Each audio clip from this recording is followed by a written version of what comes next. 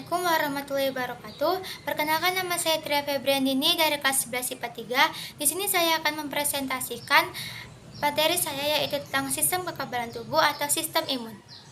Pada gambar ini dapat kita lihat, ini adalah bagian-bagian dari sistem imun.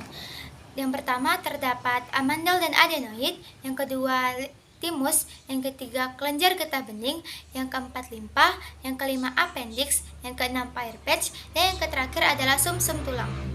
Ini merupakan gambar dari amandel dan adenoid. Tonsil atau amandel dan adenoid adalah sekumpulan jaringan limfoid yang berguna untuk melawan infeksi.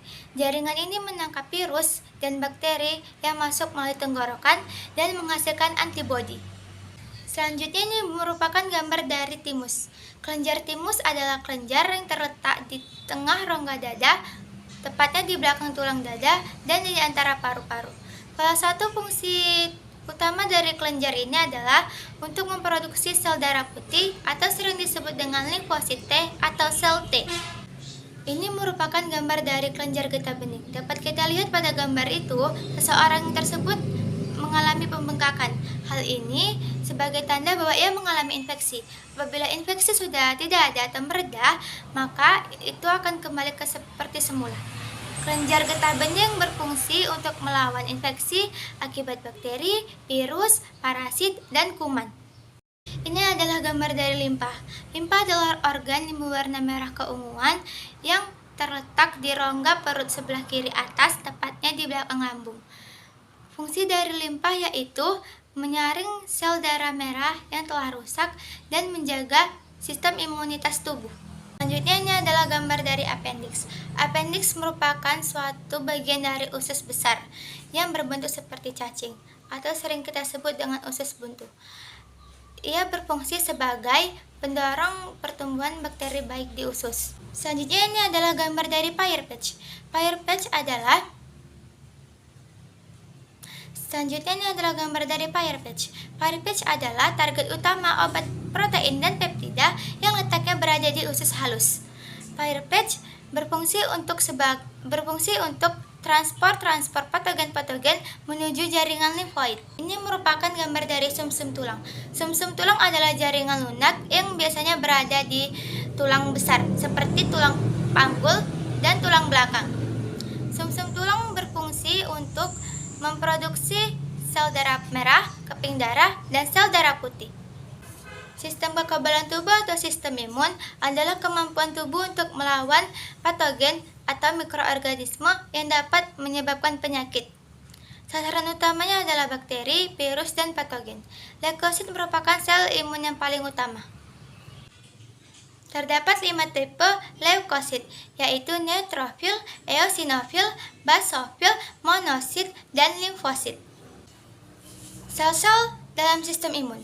Pada basofil dan sel mas memiliki persen leukosit dalam darah jarang atau sedikit. Pada neutrofil memiliki 50-70%, pada eosinofil 1-3%, pada monosit dan makrofag 1-6%, pada limfosit dan sel plasma 20-35%, pada sel dendrit tidak diketahui. Selanjutnya adalah nama panggilan. Nama panggilan pada basofil dan sel mas tidak terdapat nama panggilan. Pada neutrofil disebut polis apabila sudah matang dan disebut benz apabila belum matang. Pada eosinofil tidak terdapat nama panggilan. Pada monosit dan makrofag disebut sistem fagosit mononuklear. Pada limfosit dan sel plasma disebut sel plasma, limfosit B, limfosit T, sel memori, dan sel pembunuh alami. Pada sel dendrit disebut juga dengan sel Langerhans dan sel terselubung. Fungsi utama pada basofil dan sel mas adalah melepaskan bahan kimia yang memediasi peradangan dan respon alergi. Pada neutrofil, melawan infeksi, melindungi dari penyakit. Pada eosinofil, melawan parasit dan bakteri yang relatif besar. Pada monosit dan makrofag, menelan dan menghancurkan antigen. Pada limfosit dan sel plasma, respon spesifik terhadap penyerang, termasuk produksi antibodi. Pada sel dendrit, untuk mengenali patogen dan mengaktifkan sel imun lain dengan antigen. Struktur sistem imun. Organ sistem imun yang terdapat di seluruh tubuh adalah organ limfoid. Organ limfoid adalah rumah bagi limfosit. Jaringan limfoid primer yaitu kelenjar timus dan sumsum tulang. Sedangkan jaringan limfoid sekunder yang berkapsul yaitu limpa dan kelenjar limpa. Sedangkan yang tidak berkapsul terdiri dari tonsil, gall, jaringan limfoid di kulit, sel napas, kemih, dan reproduksi.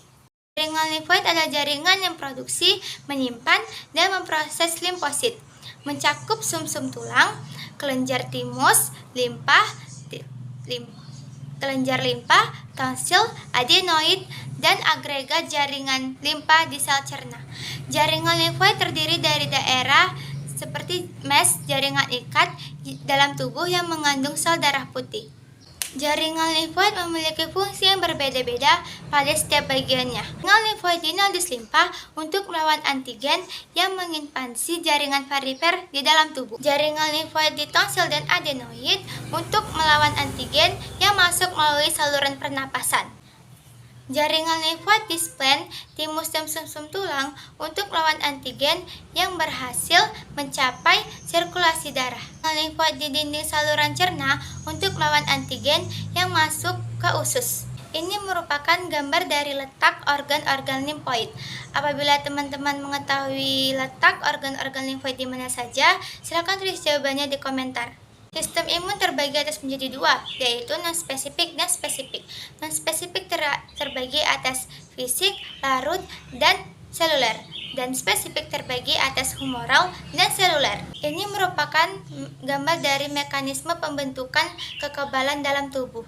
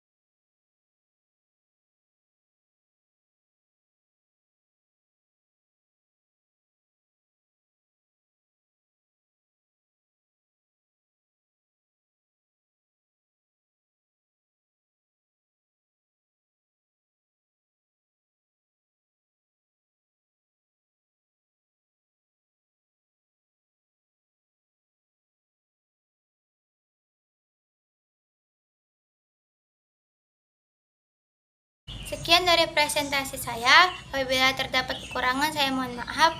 Assalamualaikum warahmatullahi wabarakatuh.